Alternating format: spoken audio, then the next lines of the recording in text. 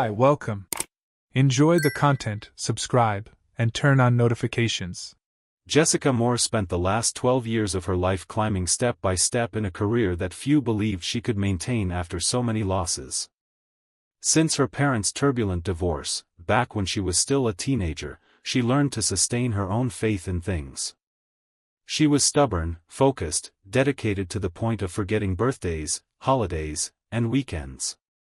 Working became the way to protect herself from the pains that insisted on lingering around.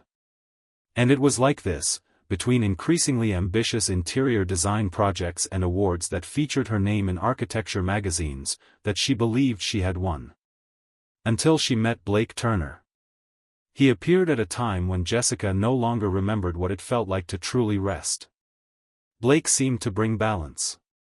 Intelligent, successful, with a sharp sense of humor and that kind of look that makes you feel unique. Within a few months, they were living together. And in less than 2 years, they were already talking about marriage. Jessica, who had always been skeptical about happily ever after, found herself wrapped up in a promise of future that seemed, for the first time, reliable. She had found someone with whom she could share her life, and that comforted her more than any award or contract. But just 11 days before the wedding, when the flowers were already ordered, the invitations sent, and the honeymoon paid for, Jessica discovered that Blake had been having an affair with a co-worker for months. The betrayal wasn't just a broken trust, it was an internal earthquake.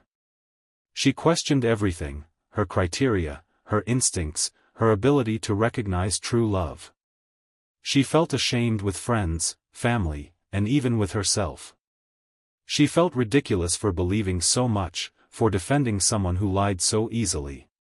She decided to leave Chicago without looking back. Not on impulse, but because she realized that if she stayed, she would spend the next few years stuck in memories that hurt. Seattle seemed far enough, different enough.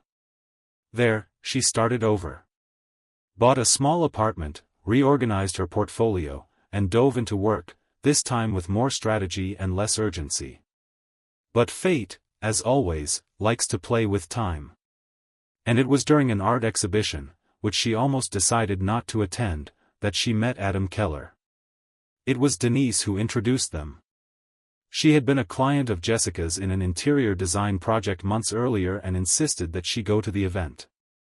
Said she wanted to introduce her to her nephew, a prize-winning landscape architect who was passing through Seattle for a lecture. Jessica, still hurt and cautious, went only out of politeness. But Adam was different from any man she had ever met. He had a way of listening with genuine attention. He spoke about plants as if he were speaking about people. He was involved in sustainability and urban reforestation projects, but what caught her attention most was his genuine enthusiasm when he talked about each of these works. There was something serene about him, something that contrasted with the intensity of Blake. The connection between them was so spontaneous that, before they even realized it, they were exchanging messages every day.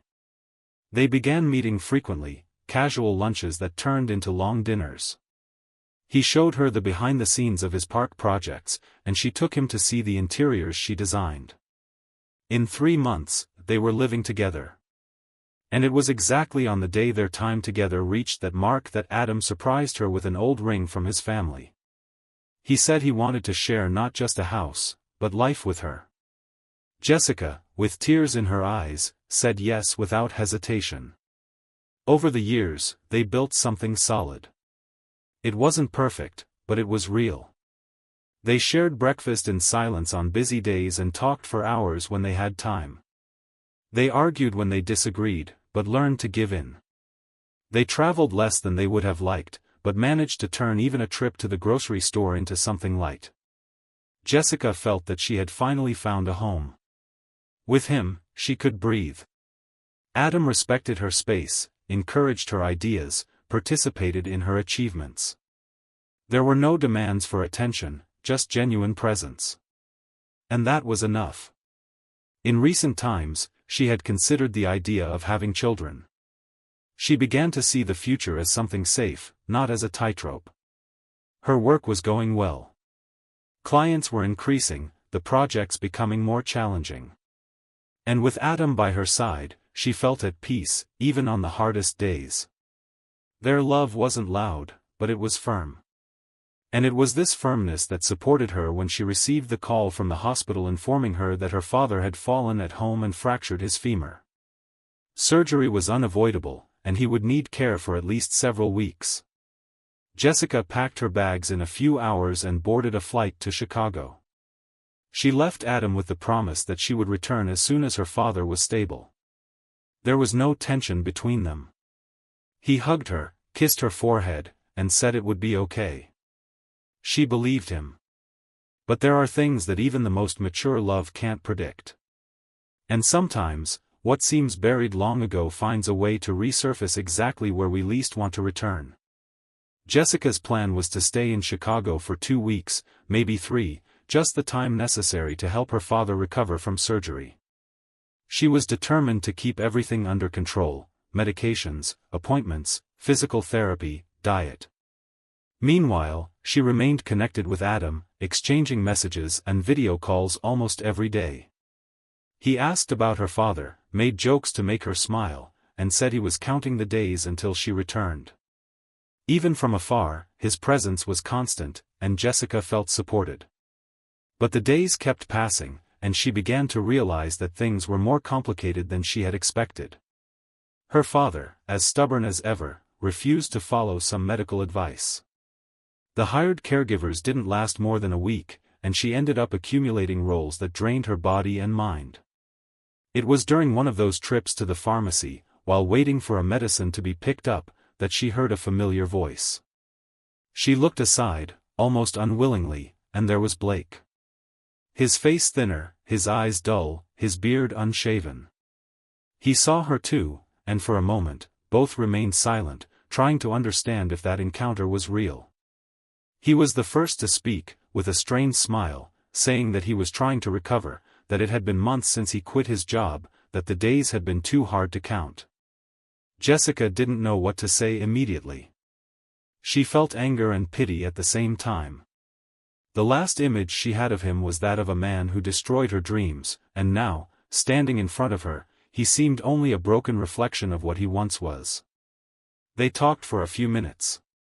She said she was in the city because of her father. He mentioned that he had been attending some support meetings. Before parting ways, Blake asked if they could have coffee sometime, without ulterior motives. Jessica hesitated, but said yes. And days later, she ended up accepting. It was quick, informal. He told her that he was living alone, that his relationship with his parents had broken down after the layoff, and that the addiction had started as an escape until it became a hole from which he couldn't get out. She listened in silence. She didn't judge, nor justify. She simply listened. In the following days, the coffees repeated. Jessica didn't tell Adam anything about these meetings. At first, she believed it was unnecessary to bring this subject into the marriage. It was just temporary support, an act of humanity. But slowly, something inside her began to change. Blake no longer seemed like the villain of the story. A genuine remorse began to emerge in his words. A tired man, trying, albeit in an unstable way, to fight against his own ghosts. And she let herself be drawn into this attempt at redemption. It was her idea to search for a rehabilitation center with intensive support. She researched options, scheduled interviews, accompanied visits, and finally convinced him to check in. When he finally accepted, she got emotional. She felt like she was, in some way, closing a cycle with dignity. Blake was admitted. The clinic was known for its results, and the work was serious. Jessica visited him frequently, helped with exercises, dynamics, and moments of emotional instability. She was a constant presence, and he recognized this with gratitude. The professionals at the clinic saw her as an essential support in the process. And despite everything they had gone through in the past, Jessica dedicated herself sincerely. She told herself that there were no ulterior motives, that she was there as a friend, as someone who understood the other person's pain. But it only took observing the looks between the two of them to notice that there was more than empathy. On the anniversary of her marriage to Adam, she woke up early, helped her father with his routine, and headed toward the clinic. She didn't inform Adam about the visit. In her mind, a call at the end of the day would be enough to compensate. She brought some books, snacks, and spent a large part of the afternoon chatting with Blake. He was more cheerful, said he had dreamed of a time when the two of them were still together, free of the mistakes that destroyed the past. Jessica smiled without knowing how to respond. At one point, he cried. He said he didn't feel worthy of having been loved by her. That, despite all he caused, he still remembered the way she used to look at him. She leaned closer, placed her hand over his, and hugged him. A long hug, loaded with memories, regrets, silent forgiveness. A hug that wasn't just an act of support, it was a goodbye to everything that once existed between them and that, for a second, seemed to want to revive. What Jessica never imagined was that Adam had decided to surprise her on that day. He boarded early, thinking about how special it would be to show up unexpectedly on their wedding anniversary, even from a distance. He called her father, wanting to know if it would be okay to do a quick visit, but said it would be a surprise.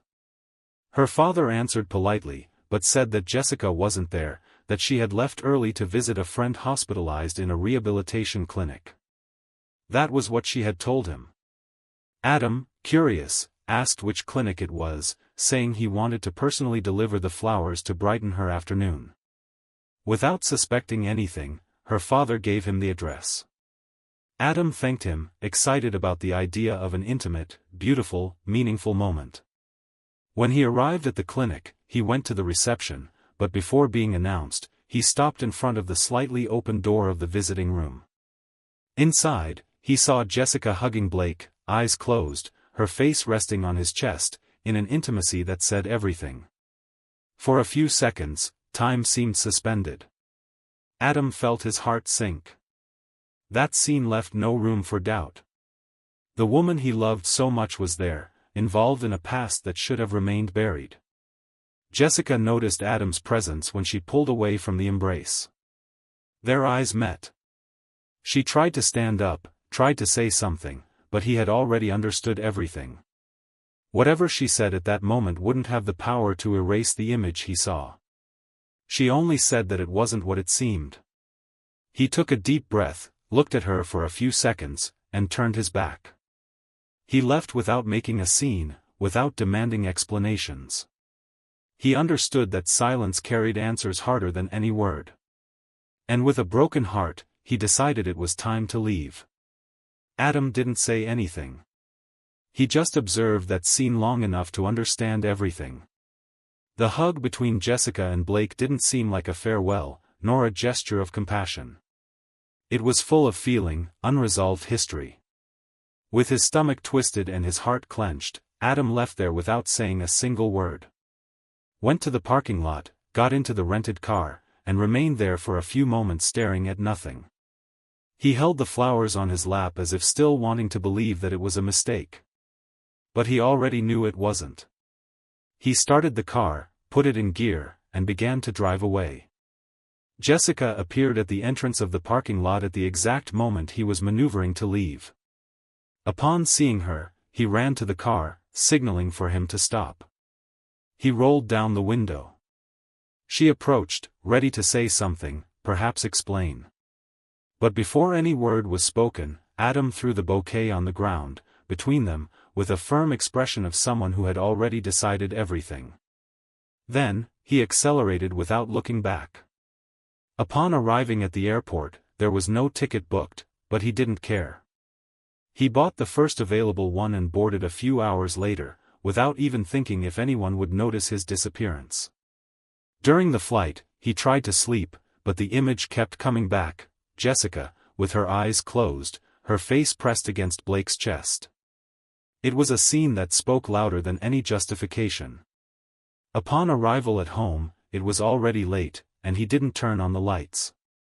He walked to the bedroom, grabbed a suitcase, and began packing his clothes calmly, like someone accepting a silent defeat. He didn't knock anything over. He just carefully arranged each piece, as if closing a cycle with dignity. He went to the living room, took the box of memories they had kept together since the beginning of the relationship, movie tickets, cards for special dates, some developed photos. He put everything inside the suitcase, without allowing himself to hesitate. He separated the documents, valuable items, and belongings he had brought from his previous house. He emptied the shelves, took his books, and removed the photo frame from the shelf. He didn't want to write a letter or leave a note.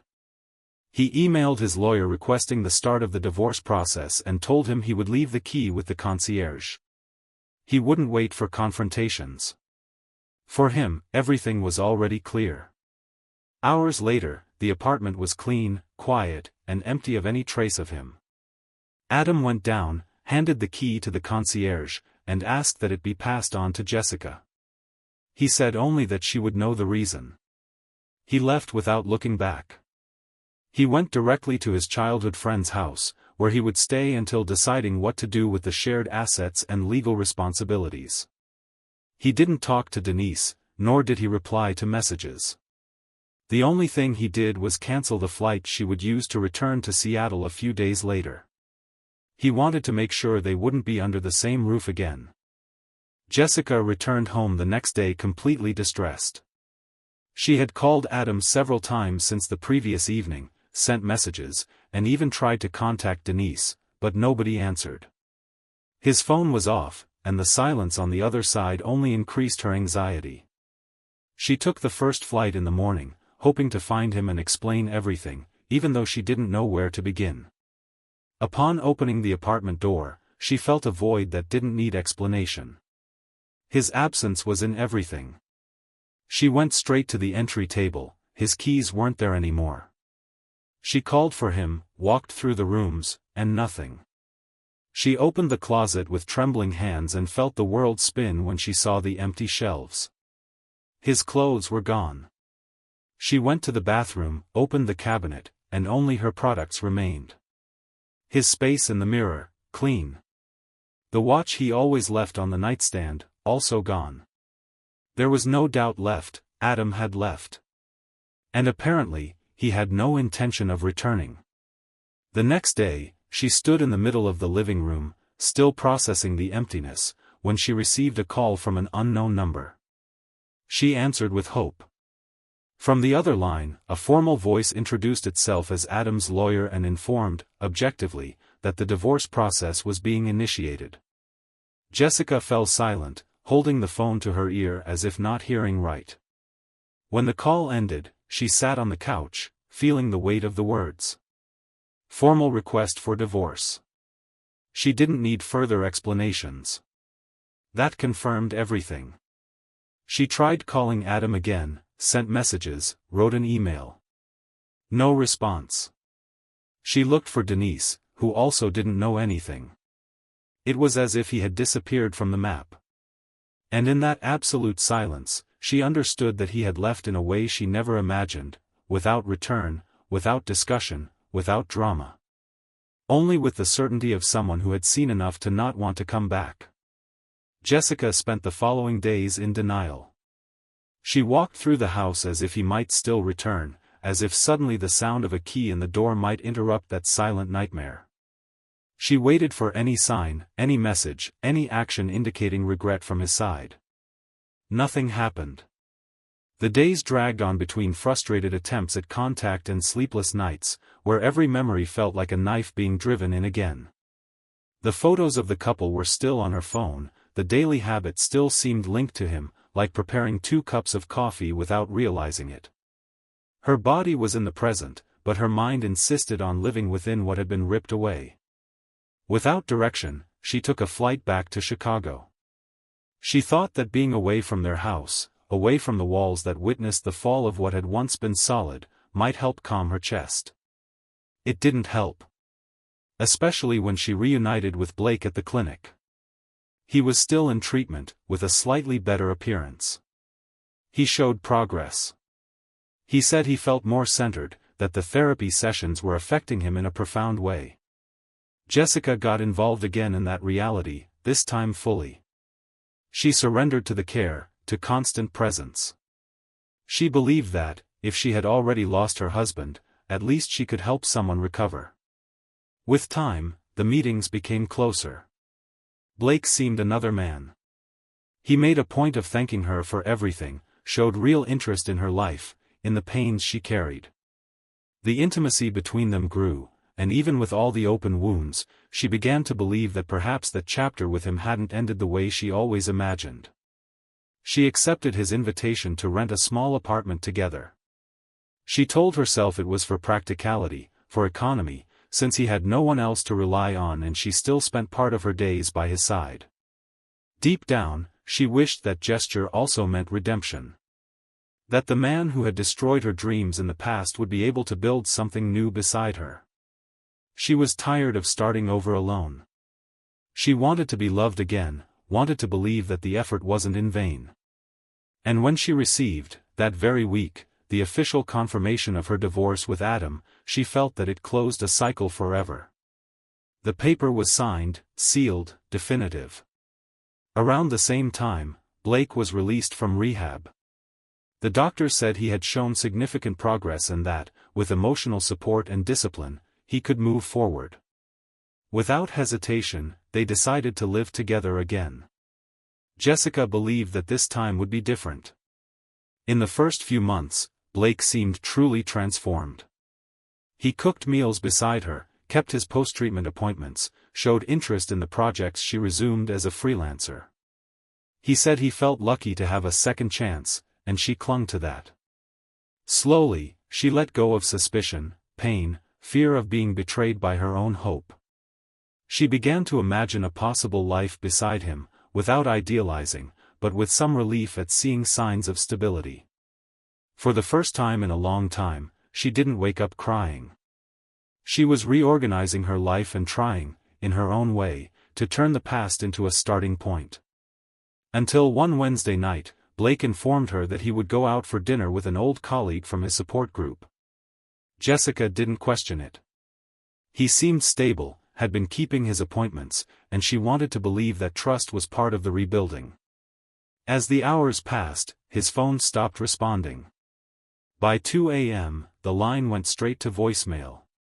She tried not to create catastrophic scenarios, but the unease prevented her from sleeping. The next morning, while deciding whether to call the clinic or try to reach some of his contacts, the phone rang. She answered, expecting to hear Blake's voice, but from the other side came a woman, speaking quickly and directly. She introduced herself as Amanda, his ex-girlfriend. She was calling from Blake's own phone and informed that he was unconscious and they were in a motel in the northern area.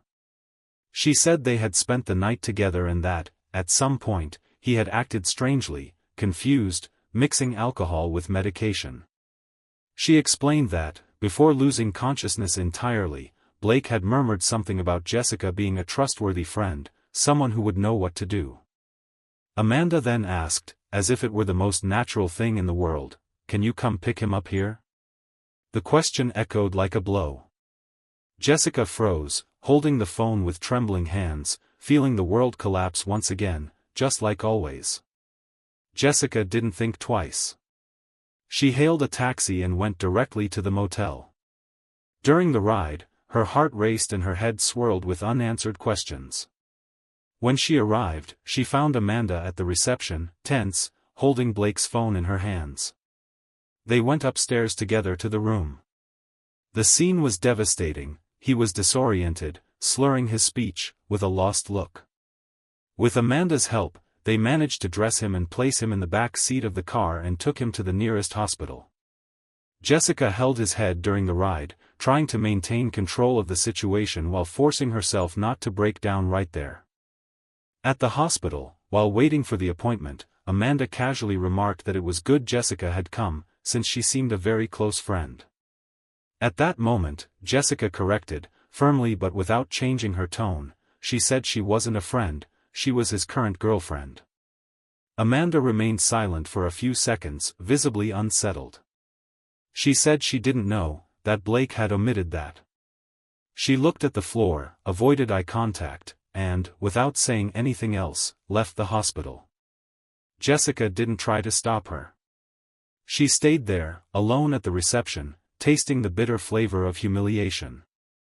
The man she had tried to save once again was there, unconscious, after a relapse alongside his ex, as if the months of effort and hope had been merely a pause between two falls. And once again, she was the one holding the pieces. She spent a few days in silence, just breathing. She thought of Adam often. Imagined where he was, if he still remembered her, if he knew that everything had collapsed again. She wanted to tell him that she had tried, that what she did was out of compassion, that she never intended to betray. She wanted to explain what he saw at that clinic, what that moment really meant. But it was too late. He had disappeared like someone who understood that his love wasn't enough to hold her there. Nevertheless, she wrote a letter. By hand. 3 pages. She told everything. Apologized for exposing him to doubt. Apologized for not being clear, for letting the emotions of the past create cracks in a marriage that deserved protection. She said she still loved him. That no one, at any time, occupied the space that was his. She posted the letter without knowing if the address was still the same. Waited. 1 day. 2. A week. No response. Not an email.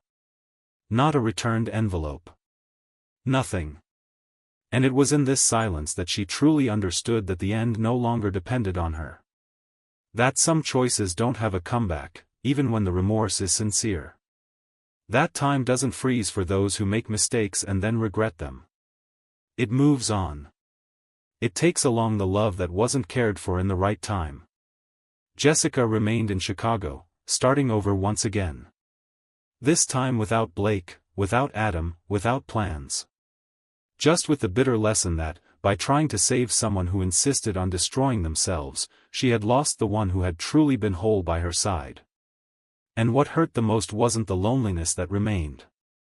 It was realizing that she had, in her hands, the chance to be happy, and she let it slip away trying to fix the past. Thank you for watching the video. If you enjoyed it, don't forget to subscribe to the channel and turn on notifications so you won't miss any updates. See you next time.